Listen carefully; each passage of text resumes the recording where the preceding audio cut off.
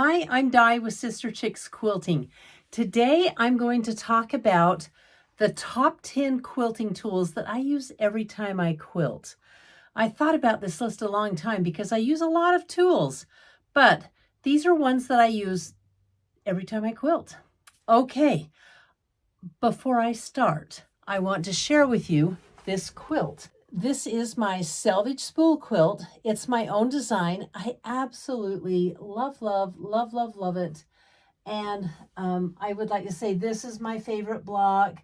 This is one of my faves. This one definitely. There's one up there. They're all my favorite blocks. I have a video on how to work with selvages, on how I work with selvages, and how to make these specific blocks. And I will link that below. Such a fun project to make. You know, we quilters love fabric, and it's really fun seeing the selvages from the projects that we've made. Okay, this quilt is my logo quilt.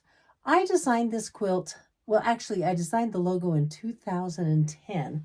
And one of my customers said, hey, why don't you make your logo into a quilt? And I'm like, why don't I? And she had the electric quilt program. She drew it up for me. I just love this quilt. I get asked all the time if I'm going to kit it out. Well, this fabric here, it's called Circus Dot by Michael Miller.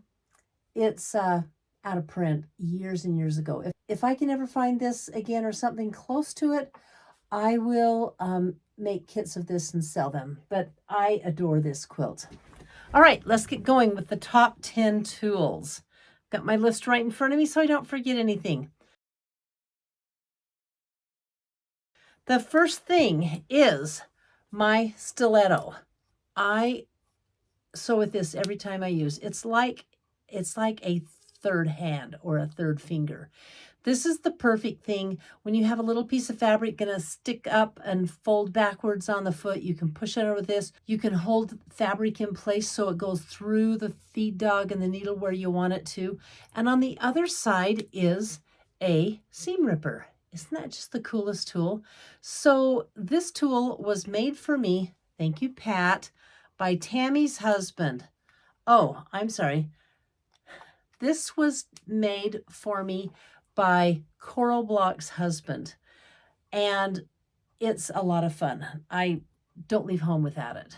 Always goes on quilt retreats. And look, I have a second one. I've had this one that I bought at a quilt shop when I was on a fabric acquisition road trip, and I love them both. Another place you can get them, they're all over the internet. They have different colors, different designs, different sizes. But if you want to try one on, feel how it fits in your hand, you know where a good place to get them is? At a quilt show. I have never been to a quilt show. Well, if there's vendors at the quilt show. And there's always going to be a vendor that sells these, that turns them. It's like a must at every quilt show. I love them. In fact, the last quilt show that I did, I got this seam roller. It is so durable, sturdy, quiet, and pretty. Look at the wood on that. And I think I paid $20 or $25 for it. These will range in price from $25 to $45. The second tool, sharp thread clippers. So these are the ones I use. They're very, very simple. They're very, very sharp. And here's what you need to know. You don't need to buy thread clippers that look like mine. You need to buy a pair of thread clippers that you like the fit in your hand. So try them out. Pick them up. Hold them. You want thread clippers that are easy to pick up, that clip the threads. So wherever you get your sharp thread clippers, make sure they fit. Try them on for size first. The third item on my list is washi tape, and I just dropped a roll. I love washi tape, and what I do with washi tape is I use it on my rulers, I use it on my cutting mats to mark guides. the other day I did a little short video and I used washi tape, but I kept building it up. I had 10 layers of washi tape on my machine, and it created a little wall and my fabric just went right against it. Talk about having a very, very long, perfect guide for your fabric. The washi tape did it.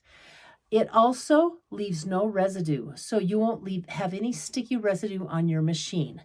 And this is probably my favorite washi tape of all time. This is made by Cluck Cluck Sew, and she invented it. I think she's a genius. Again, Cluck Cluck Sew. I'll link her in the comments below so you can get some. You can get this all over because I know she wholesales it. So it's all over Amazon. It's on her website. It's in every quilt shop I've ever been in. Diagonal seam tape is perfect. You line it up. The red line goes on your quarter, or is your needle, and these are the 1/4 inch on both sides.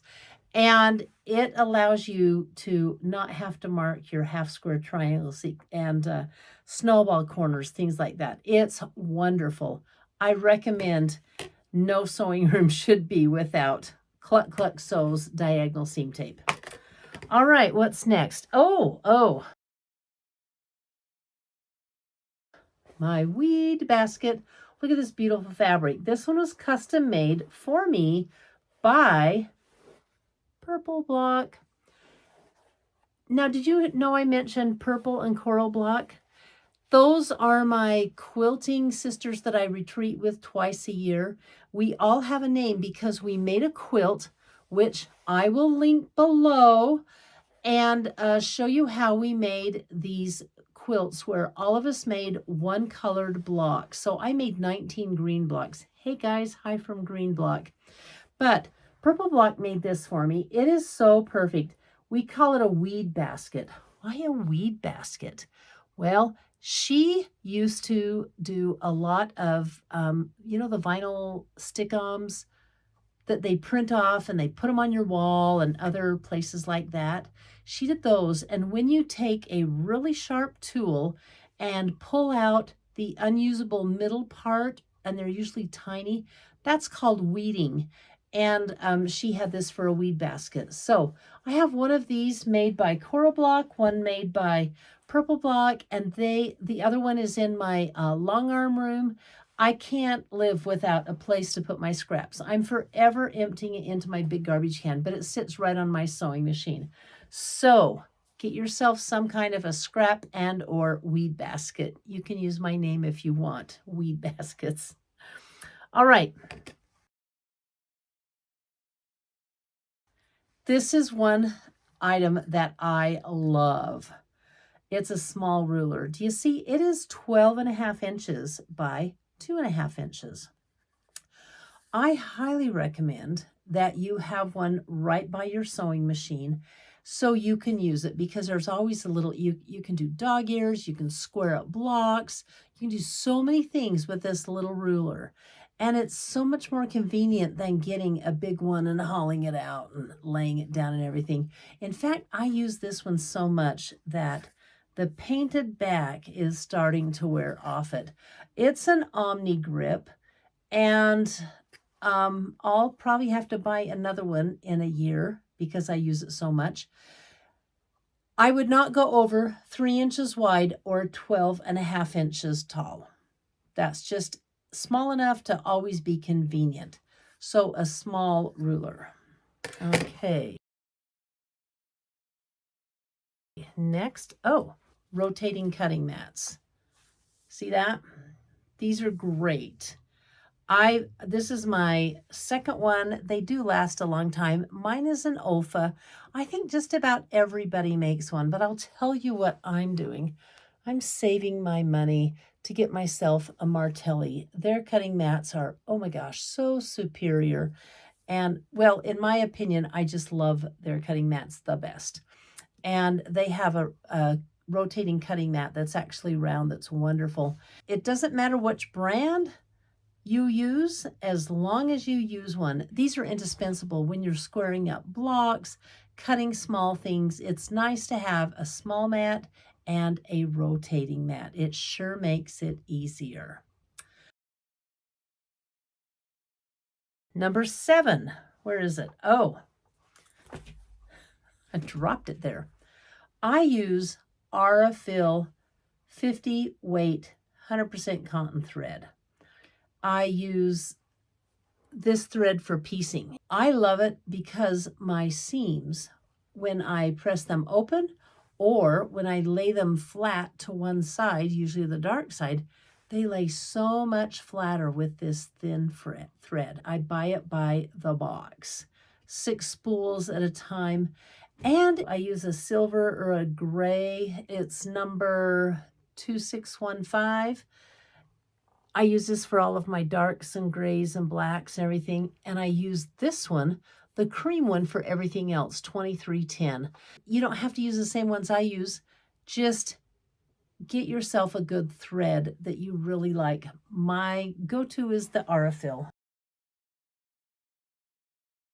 Next is, oh, I'm not going to show you a picture of this one, but I bet you know what they look like. A wool pressing mat. My wool pressing mat was a game changer in the finishing, well, I'm just going to say the construction and finishing of my blocks. They are amazing. The wool pressing mat has the ability to take the heat and the steam that you put on it, and it goes down in, and when you put your block on it, it steams it from the bottom side, and your iron is doing it from the top side. It's like you're getting a double pressing. It's wonderful. And if you haven't used a wool pressing mat, I highly recommend you try one. It will take your quilting to the next level. I can promise you that. I've referred several of my clients, and my friends have asked me about them. You know what? We're all using wool pressing mat now. So check them out. They're everywhere on the internet and in fabric stores. Next we have, quilting pins. You're saying, she's telling us about pins? Yes, I'm telling you about pins. Quilting pins are longer. They're longer and thinner than regular pins.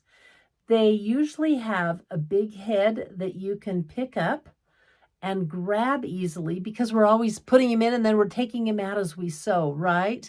Chicks. I love my chicks. And others are flowers. There's a lot of fun, different pins you can get, and we use them so much they are fun to use. But this is why I like the colored heads.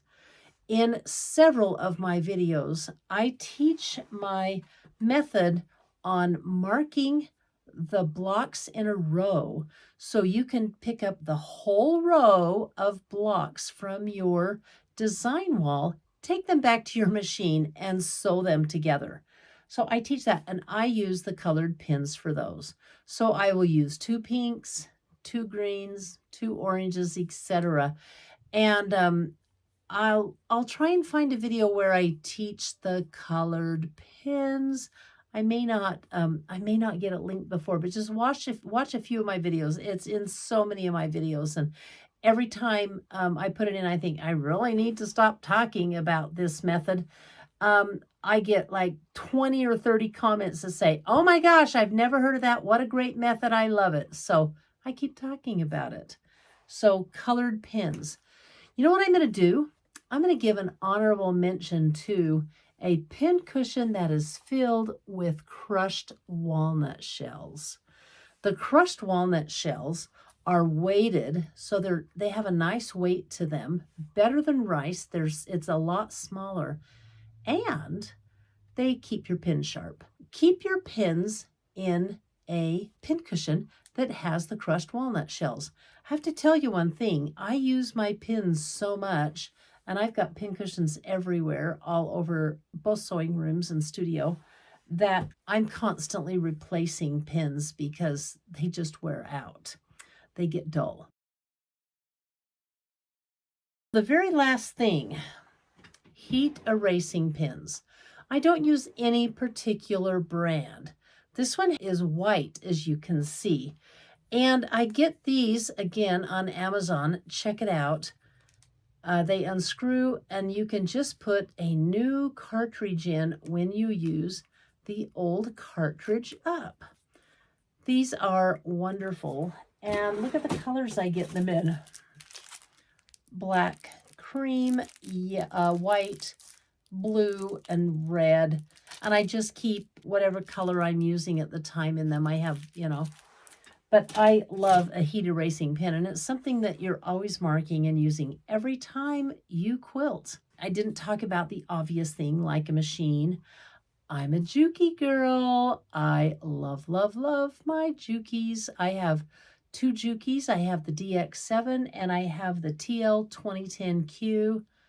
Life couldn't be happier here. Oh, and I also have a Juki serger. So that's my recommendation on a sewing machine, but I know you didn't ask, so you don't need to take it. I want to thank you for watching my video. In just one word, if you would like to tell me what your favorite quilting tool is, if it's one I haven't tried, I may go out and borrow or buy one and try it out. So let's see if you can stump me by giving me a quilting tool that I haven't already used or haven't already tried. And you know what? I will be very honest. I will let you guys know in the comments, but I would love it if you would try and stump me on a tool that I don't use. And I'll let you know in the comments. Thank you for tuning in. I love being here with you. I'll see you next week with a great quilt project. Bye.